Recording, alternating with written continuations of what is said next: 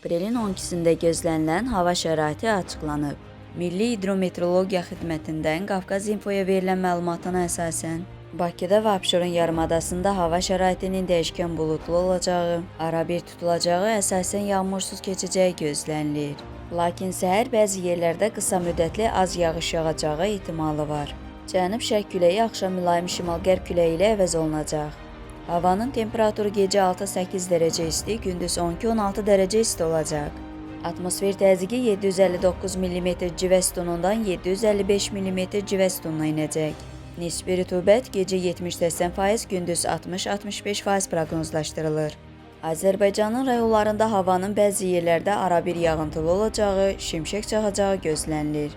Ayrı-ayrı yerlərdə dolu düşəcəyi, yüksək dağlıq ərazilərdə qar yağacağı ehtimalı var. Gündüz saatlarında əksər rayonlarda yağıntıda fasilə olacaq.